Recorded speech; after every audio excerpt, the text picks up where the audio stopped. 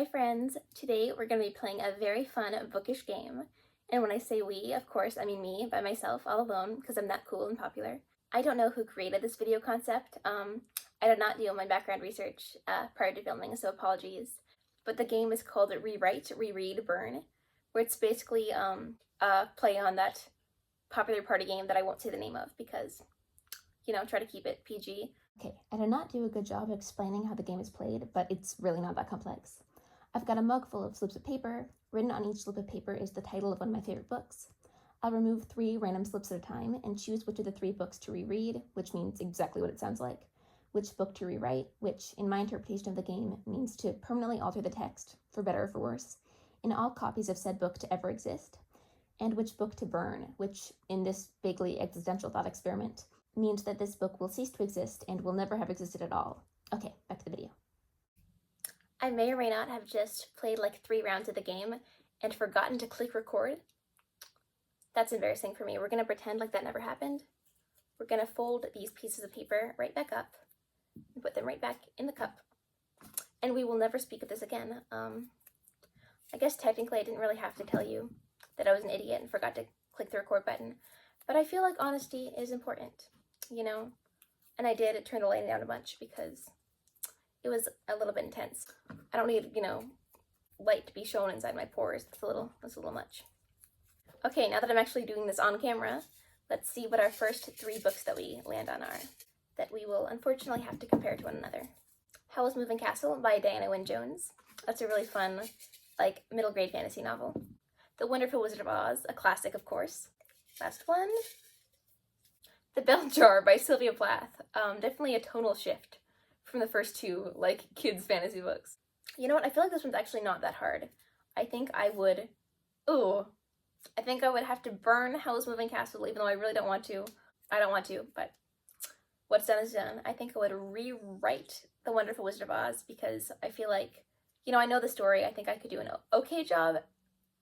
I don't think I would do a very good job, but I think I would be able to, recount the story on paper. I feel like it's one of those books where it's more about the story and the adventure that you go on, as opposed to the actual, writing quality.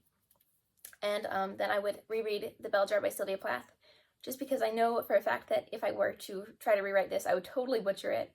I feel like the main appeal of this book is the fact that the prose is so well done. It's very poetic.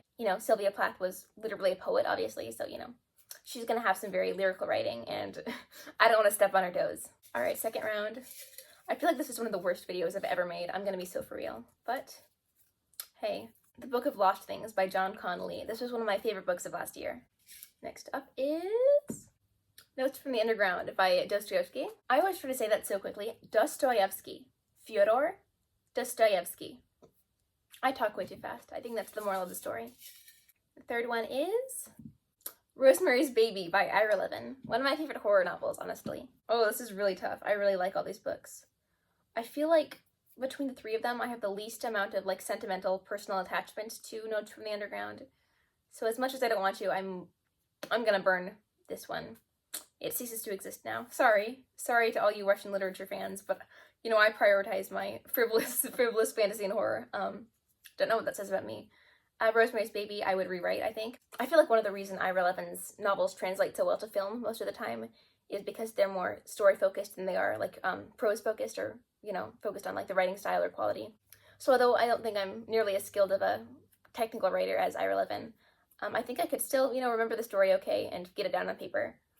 So I would rewrite Rosemary's Baby, and then I would reread The Book of Lost Things because it's brilliant and, honestly, a little bit underrated. Round 3? Is that what this is now? I lost track. First up we have, I'm losing my voice. Oh, well, I should probably not film, but oh well. The Outsiders by S.E. Hinton. I love that book, obviously. I love all these books, that's why they're in the cup. True Sort of by Katherine Hannigan. This was one of those books that I read when I was around 10, and it just really resonated with me. It just really resonated with me at that point in my life, so I still consider it a favorite. And then last but not least is The Catcher in the Rye by J.D. Salinger. Okay, again, before I actually started playing this, I thought it'd be really difficult. Last time when I played it when I wasn't filming, when I thought I was filming, it was a lot more difficult, but I guess I'm more fortunate this time around. I think I would burn True Sort of, as much as I loved it as a kid, don't really care about it anymore all that much. I would rewrite The Outsiders because I love The Outsiders. It's a classic, but I don't think that it's particularly renowned for its prose, its writing style. I don't think it's poorly written at all, but it's not like I'm going to be butchering, like one of the greatest works of artistic prose of all time. Not that The Catcher in the Rye is that either, but I feel like the main character, the narrator's voice in The Catcher in the Rye is so well done and so clear that I don't trust myself to replicate that whatsoever. So I would reread The Catcher in the Rye, which I honestly want to do. I haven't read that book in 2 years, 2.5 years? So I think a reread is long overdue. I really love that book. Okay, round 4, 5. I lost track. I'm not a math girl. The Tale of Despereaux by Kate DiCamillo.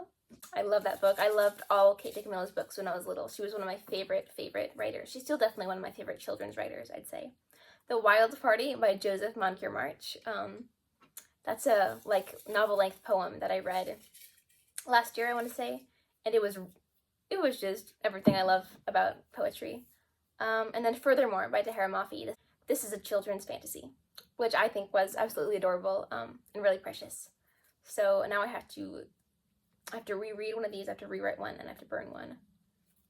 Okay, I think I have my answer. I think I'm going to burn Furthermore. I'm really sorry.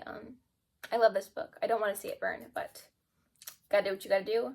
I would rewrite The Tale of Despereaux for the sole reason that I know for a fact I could not even come close to rewriting The Wild Party without it being like a completely different book. I feel like what makes the story so good really is the writing, the poetry, the rhyme scheme, everything about it. So yeah, I would reread The Wild Party, and I would rewrite The Tale of Despereaux, and it would be much worse than it was before, but I'm no Kate DiCamillo. Next round. This is kind of fun. I thought I'd be like hating myself because, I'm comparing all my favorite books to one another, but this is surprisingly a fun time. I'm enjoying myself, at least.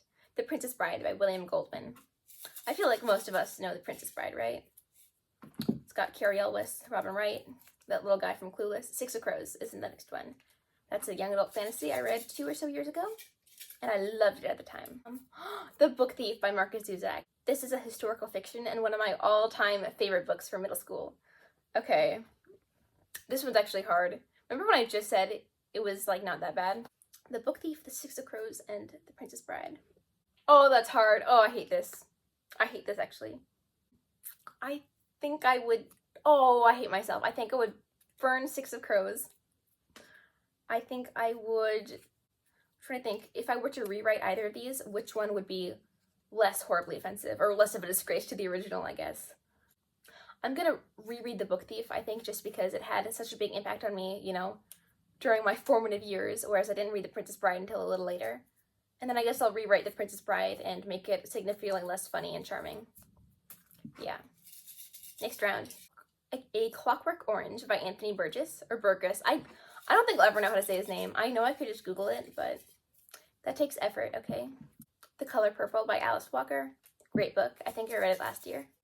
And The Basic 8 by Daniel Handler, which is one of my favorite guilty pleasure reads. If you think I sound like I'm losing my voice, you are in fact correct, but we're just gonna ignore that and move on.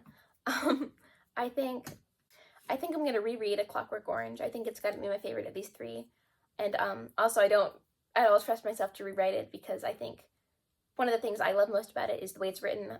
It's written in this made-up slang that really toys with linguistics. It combines Russian and English and gibberish. And I like that it's not just there for no reason either.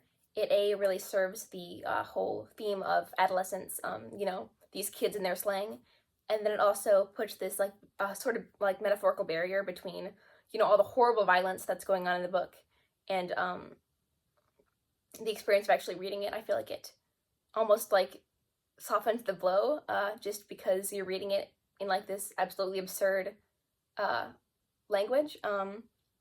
Yeah, I really love the way A Clockwork Orange is written. One of my favorite books. I feel like I don't talk about it enough, but it's got to be my favorite dystopian book. And another reason I wouldn't want to rewrite A Clockwork Orange, in addition to, not wanting to butcher the writing, is that I don't really want to write about some of those really gross, violent acts that go on in that book. So, 2 birds, 1 stone. Okay, I'm gonna be totally honest. I think I enjoyed my experience of reading The Basic 8 more than actually, that's not true. That's a lie. I'm just a liar now. I'm gonna burn The Basic 8, and I'm gonna rewrite The Color Purple. Yeah.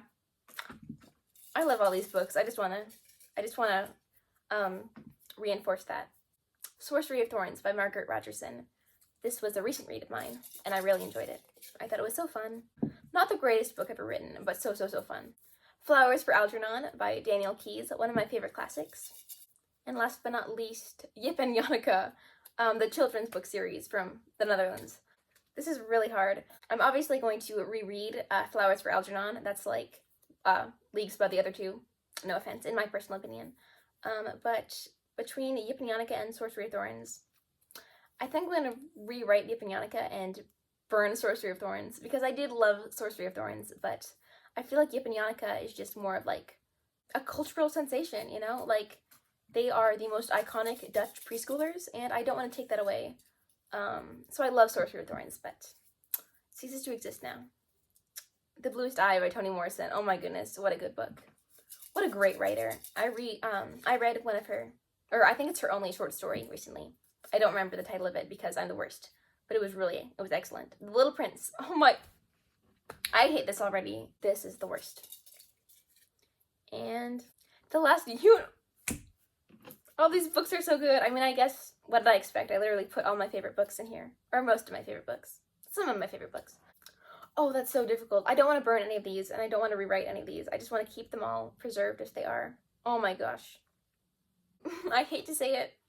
I'm gonna burn The Last Unicorn, and I'm gonna hope that the movie still exists in this universe in which the book no longer does. Oh my gosh, I hate myself already. I'm gonna rewrite The Little Prince, and I'm gonna reread The Bluest Eye. And I'm not gonna feel good about it, because I will carry with me the guilt of mutilating those other books. Final round, final three. Cat's Cradle by Kurt Vonnegut, The Giver by Lois Lowry, and Miss Peregrine's Home for Peculiar Children by Ransom Riggs. Okay, I think I'm going to reread Cat's Cradle because that's a great book and I don't want to touch it. And then between Miss Peregrine's and The Giver, you know, I loved the Miss Peregrine's Home for Peculiar Children series in middle school.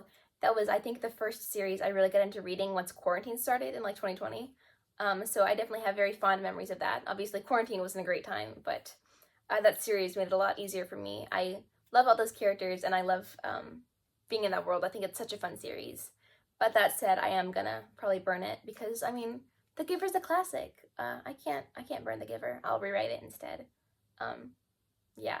So my mug of book titles is now empty, and they are now scattered all over the floor, but that's okay. I feel like this video was not nearly as entertaining or as quality content as maybe it should have been, but hey, that's life sometimes. I'm losing my voice. If I keep talking, I'm gonna wake up tomorrow and just fully unable to speak. So thank you for watching. See you next time. Bye.